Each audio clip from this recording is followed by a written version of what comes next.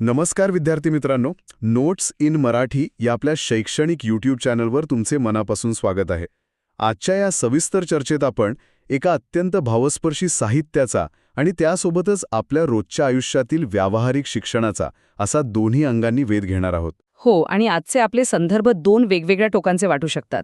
म्हणजे एकीकडे विमल मुरे यांचा माझं शाळेचं नक्की झालं हा अंगावर काटा आणणारा आत्मकथात्मक पाठ आहे. अगदी बरोबर, ज्यात तळागाळातील समाजाचा शिक्षणासाठीचा मोठा संघर्ष दिसतो, आणि दुसरीकडे सूचना फलक, जाहिराती वाचणे किंवा अगदी पर्यावरण संवर्धनाचा तो टाकाऊतून टिकाऊ दृष्टिकोन. नक्कीच.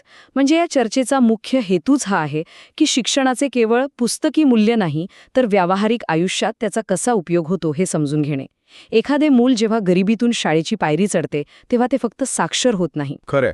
ती व्यक्ती समाजातील आपले हक्क, माहिती आणि जबाबदाऱ्या समजून घेण्याइतपत प्रगल्भ होते. हा प्रवास आपल्याला आज उलगडून दाखवायचा आहे. तर मग आपण या प्रवासाची सुरुवात करूया एका अशा दृश्यापासून जे ऐकूनच खूप अस्वस्थ व्हायला होतं.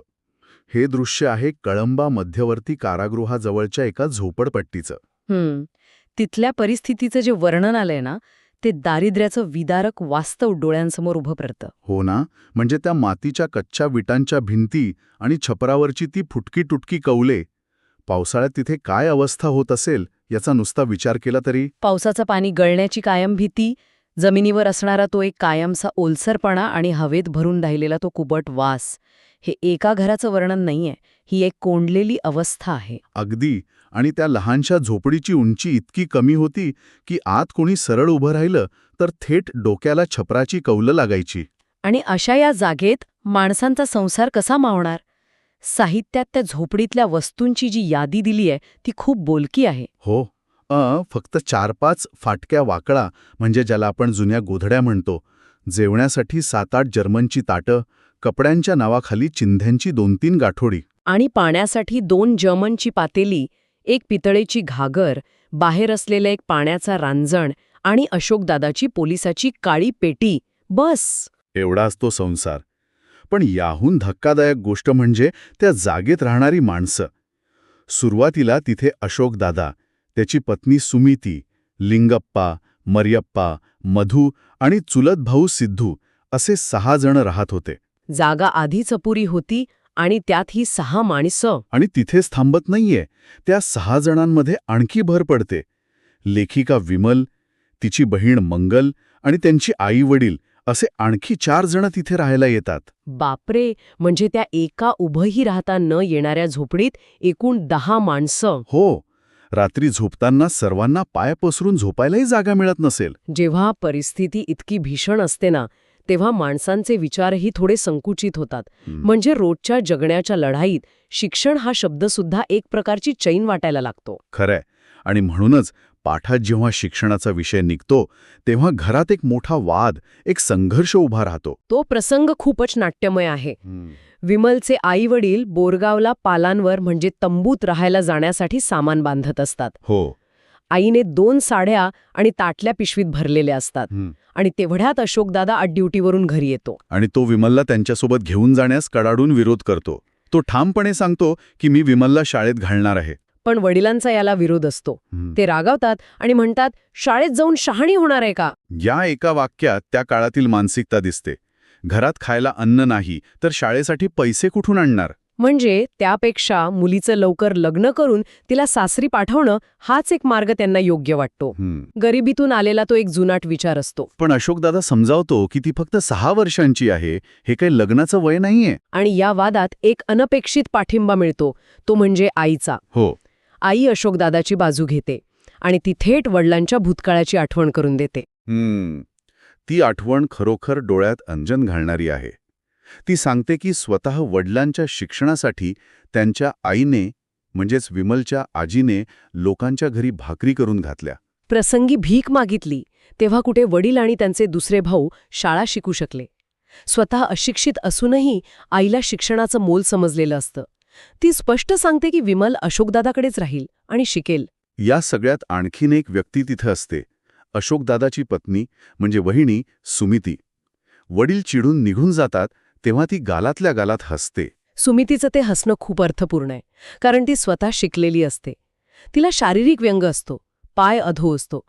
तिच्या भावाने तिला शाळेत घातलेलं असतं, जेणेकरून ती भविष्यात कोणावर अवलंबून राहू नये. म्हणजे गरिबीच्या या दलदलीतून बाहेर काढणारा शिक्षण हाच मार्ग आहे हे तिला पक्क माहीत असतं. अगदी बरोबर. आणि शेवटी आई-वडील निघून जातात. पण जाताना आई विमलला जो निरोप देते, हो, ती म्हणते रडत बसू नको, वहिनीशी भांडू नको आणि लक्ष देऊन शाळा शिक. हा प्रसंग किती भावनिक आहे. खूपच काळजावर दगड ठेवून आईने घेतलेला तो निर्णय असतो. आणि मग दुसऱ्या दिवशी खरा प्रवास सुरू होतो. अशोक दादा कामावर जाताना वहिनीला सांगतो की विमलचं नाव शाळेत नोंदवून ये. मग वहिनी विमलला घेऊन जवळच्या दगडी बांधकामाच्या शाळेत जाते. तिथे वहिनी आणि शाळेच्या बाईंची, शिक्षिकेची ओळख असते. पण प्रवेशाच्या वेळी एक अडचण येते. हो, नाव तर विचारलं जातं, विमल नामदेव भोसले, पण जन्मतारीख कोणालाच माहीत नसते. गरिबीत जन्मलेल्या मुलांच्या तारखाला त्यावेळी कुणी लिहून ठेवत नसत. शेवटी वहिनी स्वतःच अंदाजाने एक जन्मतारीख सांगते. पण खरी अडचण पुढे असते. शिक्षिका प्रवेशासाठी एक नारळ किंवा ₹1.25 आणायला सांगते. आता विचार करा, आज ₹1.25 म्हणजे काहीच नाही.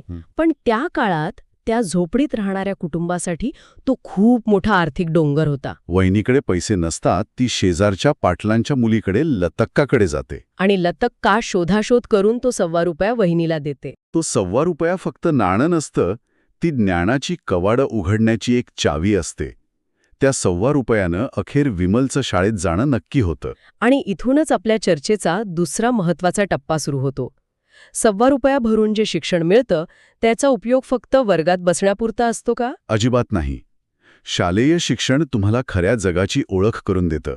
वाचन आल्यावर माणूस दैनंदिन आयुष्यातील गोष्टी कसा हाताळतो हे आपण पाहूया. नक्कीच. आपल्या संदर्भांमध्ये काही जाहिराती आणि सूचना फलक दिले आहेत. त्यावरून वाचनाचं महत्त्व किती आहे हे समजतं.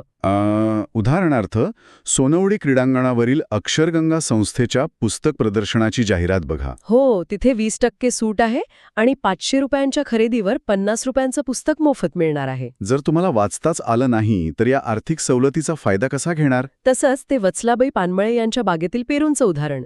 पेरूंची निम्म्या दरात विक्री होणार आहे, पण ती फक्त संक्रांतीपर्यंतच. हो ना, जाहिरात वाचली नाही तर माणूस बाजारात जाऊन दुप्पट पैसे देऊन तेच पेरू विकत घेईल. साक्षरता तुमचा आर्थिक फायदा करते. आणि सामाजिक भान सुद्धा वाढवते. जसं आकटे कुटुंबाचा हरवलेला कुत्रा. पांढरा रंग, डोक्यावर काळा ठिपका, पोटावर तांबूस पट्टा. अगदी. जर एखादा साक्षर नागरिक रस्त्यानं जात असेल तर तो ती जाहिरात वाचून एका मुख्या प्राण्याला मालकापर्यंत पोहोचवू शकतो. शिवाय प्रशासकीय सूचनांचं काय? महावितरणची ती नोटीस, हसेनगरमध्ये वीज कपात होणार आहे, किंवा कपोत परिसरातील पाणीपुरवठा बंद राहण्याची सूचना. या सूचना वाचल्याच नाहीत तर काय होईल? घरात पाण्याचा थेंब नसेल आणि गैरसोय होईल. व्यावहारिक आयुष्य सुरळीत चालण्यासाठी वाचनाचं हे महत्त्व अनन्यसाधारण आहे. पण शिक्षणाचा उपयोग फक्त स्वतःच्या सोयीसाठी नसतो. प्रगल्भता तेव्हा दिसते जेव्हा ते निसर्गासाठी वापरलं जातं. बरोबर. आणि इथेच तो टाकाऊतून टिकाऊ हा विचार समोर येतो. हो, म्हणजे 5वीतून 6वीत जाताना जुन्या वह्यांमधलं कोरी पानं काढून नव्या वह्या तयार करणे. अनेकदा आपण न विचार करता जुन्या वह्या रद्दीत देतो. पण त्यातून नव्या वह्या बनवल्या तर त्यांचा उपयोग गणित सोडवण्यासाठी, शब्दसंग्रह लिहिण्यासाठी होऊ शकतो. काही मुले छान सजावट करून मित्रांना भेट देण्यासाठी सुद्धा या वह्या वापरू शकतात. पण यात सर्वात मोठा फायदा निसर्गाचा आहे. कागद वाचवल्याने झाडे वाचतात, पर्यावरणाचे रक्षण होतं. एका ₹1.25 सुरू झालेला शिक्षणाचा प्रवास इथवर येऊन पोहोचतो. खराच, आजच्या या चर्चेतून आपण एक अफाट प्रवास पाहिला. एका बाजूला ₹1.25 नसल्यामुळे शिक्षणापासून वंचित राहण्याची भीती, आणि दुसरीकडे तेच शिक्षण मिळाल्यावर सूचना फलक वाचण्यापासून ते पर्यावरणाचं रक्षण करण्यापर्यंत येणारी प्रगल्भता. हा सुरेख मिलाप आपण अनुभवला. पण आता जाता जाता एका प्रश्नावर श्रोत्यांनी विचार करायला हवा. कोणता प्रश्न? आज आपल्याकडे शिक्षणाच्या सर्व सोयी आहेत. एकेकाळी एका ₹1.25 एका मुलीचं आयुष्य बदललं.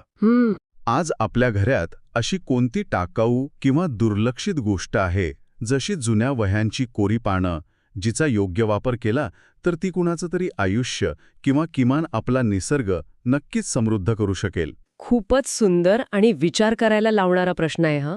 याच प्रश्नासोबत आज आपण इथेच थांबूया. लवकरच भेटूया अशाच एका नव्या विषयासह. तोपर्यंत शिकत रहा आणि निसर्गाची काळजी घ्या.